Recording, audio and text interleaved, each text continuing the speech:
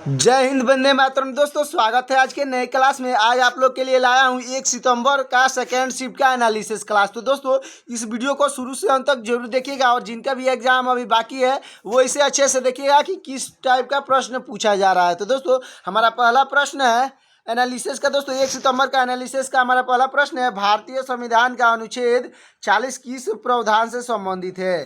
तो दोस्तों, आपका सही ऑप्शन हो जाएगा ऑप्शन नंबर बी, यानी कि ग्राम पंचायतों का संगठन। दोस्तों, ग्राम पंचायतों का संगठन से संबंधित है। चलते अगले प्रश्न की ओर। दोस्तों, हमारा अगला प्रश्न है, फौराजी आंदोलन किस क्षेत्र में हुआ था? दोस्तों, फौराजी आंदोलन किस क्षेत्र में हुआ था? तो आपके सही ऑप्शन हो जाएंगे दोस्तों ऑप्शन नंबर बी, यानी कि पूर्वी बंगाल में। दोस्तों, पूर्वी बंगाल जो कि वर्तमान में अभी बांग्लादेश में है। दोस्तों, पूर्वी बंगाल जो कि वर्तमान में बांग्लादेश में है। अच्छे से याद रखिएगा दोस्तों।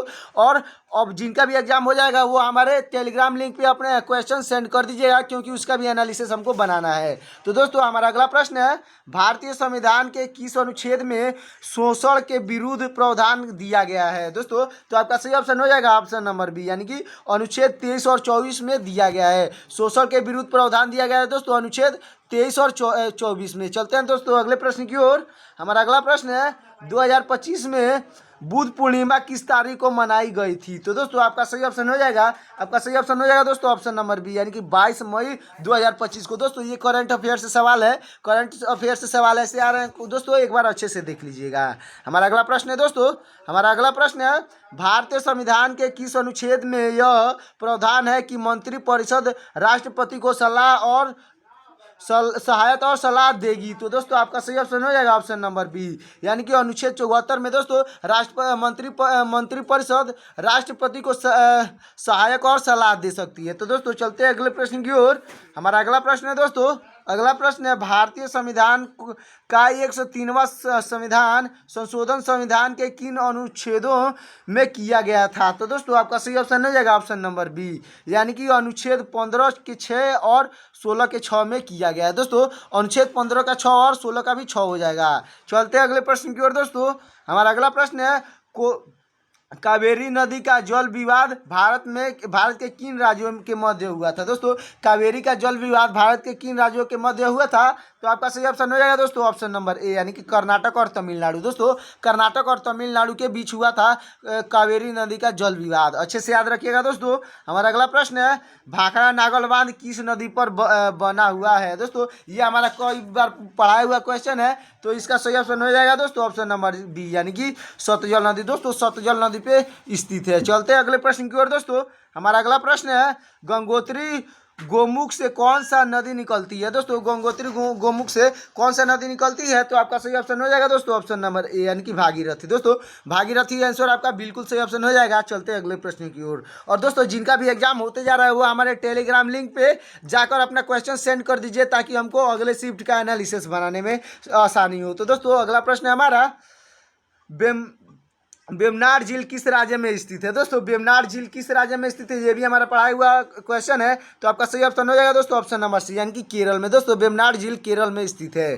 चलते अगले प्रश्न की ओर। दोस्तों, हमारा अगला प्रश्न है, 2025 में कथक नृत्य के लिए पद्म भूषण से किसे सम्मानित किया गया था? तो दोस्तों, आपका सही ऑप्शन हो जाएगा ऑप्शन नंबर सी, यानी कि कुमुदिनी लिखिया को। दोस्तों, कुमुदिनी लिखिया को दिया गया था। दोस्तों, ये भी हमारा करंट अफेयर का सवाल है जो मैंने पढ़ा दिया है, तो इसलिए अब तक वीडियो को सब्सक्राइब नहीं किया है तो वीडियो को सब्सक्राइब कर दीजिए, ताकि आपको लेटेस्ट वीडियो आप तक पहुंच सके और आपकी तैयारी अच्छे से हो सके। तो दोस्तों, हमारा अगला प्रश्न है, निम्नलिखित में से किस तत्व की परमाणु त्रिज्या सबसे अधिक होती है? दोस्तों, निम्नलिखित में से किस तत्व का परमाणु त्रिज्या सबसे अधिक होती है?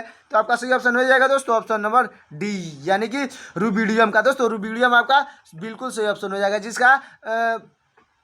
जिसका दोस्तों होता है आरबी, इसका प्रतीक होता है दोस्तों आरबी, इसका सही ऑप्शन हो जाएगा, मतलब कि रुबिडियम। चलते हैं अगले प्रश्न की ओर। दोस्तों, हमारा अगला प्रश्न है, हेनले पासपोर्ट इंडेक्स 2025 में लगातार दूसरी बार शीर्ष स्थान पर कौन सा देश रहा है? तो दोस्तों, सबसे ऊपर शीर्ष यानी कि सबसे ऊपर स्थान पे कौन रहा है?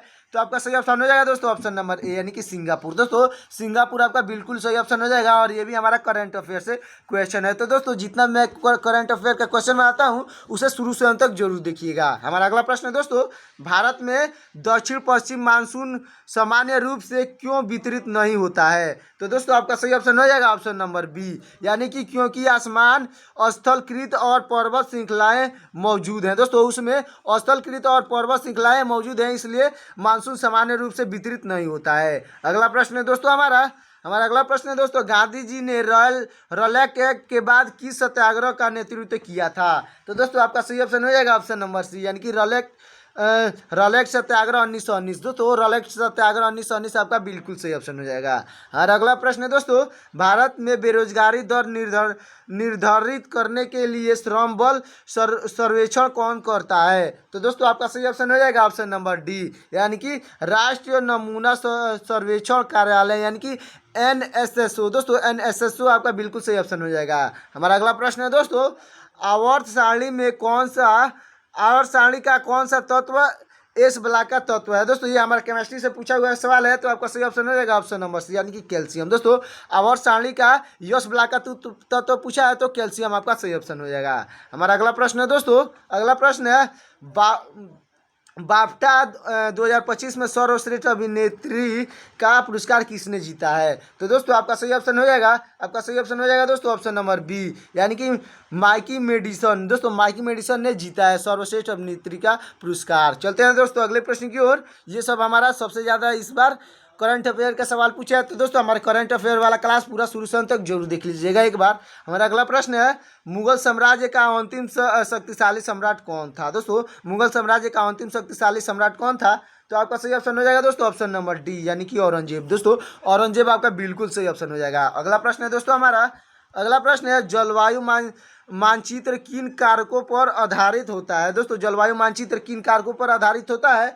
तो आपका सही ऑप्शन हो जाएगा दोस्तों ऑप्शन नंबर सी यानी कि तापमान और वर्षा पर। दोस्तों तापमान और वर्षा पर आधारित होता है। अगला प्रश्न है दोस्तों इनमें से कौन सा विषय समवर्ती सूची के अंतर्गत आता है? दोस्तों इसमें से कौन सा विषय है जो समवर्ती सूची के अंतर्गत आता है? तो आपका सही ऑप्शन हो जाएगा दोस्तों ऑप्शन नंबर सी यानी कि बैंकिंग। दोस्तों बैंकिंग आपका बिल्कुल सही ऑप्शन हो जाएगा, अच्छे से याद रखिएगा दोस्तों। और अब तक वीडियो को लाइक नहीं किए हैं तो वीडियो को लाइक करके चैनल को सब्सक्राइब कर दीजिए और एक प्यारा सा कमेंट में बताइए कि दोस्तों ये आपका एनालिसिस क्लास कैसा लग रहा है।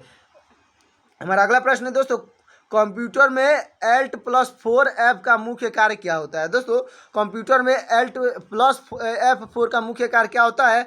तो आपका सही ऑप्शन हो जाएगा दोस्तों ऑप्शन नंबर बी यानी कि सक्रिय विंडो को बंद करना। दोस्तों सक्रिय विंडो को बंद करना यानी कि हमारे विंडो को बंद करने के लिए Alt+4 F का प्रयोग करते हैं। दोस्तों अच्छे से याद रखिए, कंप्यूटर से रिलेटेड भी बहुत क्वेश्चन पूछे जा रहे हैं। हमारा अगला प्रश्न है, कंप्यूटर में F2 कुंजी का मुख्य कार्य क्या है? दोस्तों कंप्यूटर में F2 कुंजी का मुख्य कार्य क्या है? तो आपका सही ऑप्शन हो जाएगा दोस्तों ऑप्शन नंबर बी यानी कि फाइल का नाम बदलना। दोस्तों फाइल का नाम बदलना आपका बिल्कुल सही ऑप्शन हो जाएगा। अगला प्रश्न है दोस्तों हाल ही में महिलाओं की सुरक्षा और निगरानी के लिए किस राज्य केंद्र शासित प्रदेश ने विश्वचार्य ऐप लॉन्च किया है? तो दोस्तों आपका सही ऑप्शन हो जाएगा ऑप्शन नंबर बी यानी कि दिल्ली ने। दोस्तों दिल्ली आपका बिल्कुल सही ऑप्शन हो जाएगा। अगला प्रश्न है दोस्तों अगला प्रश्न है, 1991 के उदारीकरण के बाद भारत के किस क्षेत्र पर सबसे अधिक प्रभाव पड़ा? दोस्तों 1991 के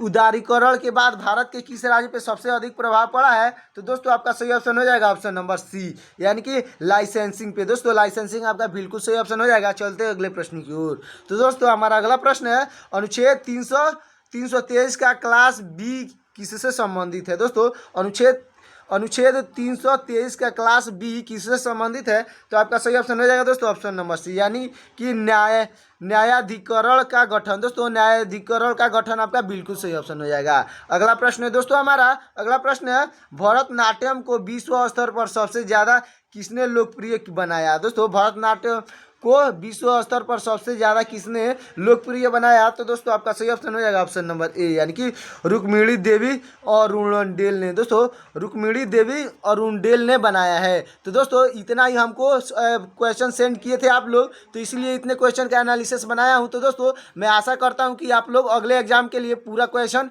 आप लोग शेयर करेंगे ताकि मैं पूरा 40 क्वेश्चन का एनालिसिस बना सकूं। तो दोस्तों ये वीडियो कैसा लगे कमेंट में जरूर बताएं, और साथ ही साथ ये भी कमेंट में बताएं कि कितने लोगों का अभी तक एग्जाम नहीं हुआ है एनटीपीसी का। और दोस्तों वीडियो अच्छा लगा हो तो वीडियो को लाइक करके चैनल को सब्सक्राइब कर दीजिएगा और बेल आइकन को प्रेस कर दीजिएगा, ताकि हमारा करंट अफेयर और एनालिसिस और महत्वपूर्ण जीएस का क्वेश्चन आपके लिए लाऊं तो सबसे पहले आप तक पहुँच सके। तो दोस्तों मिलते हैं किसी और वीडियो में, तब तक के लिए जय हिंद जय भारत।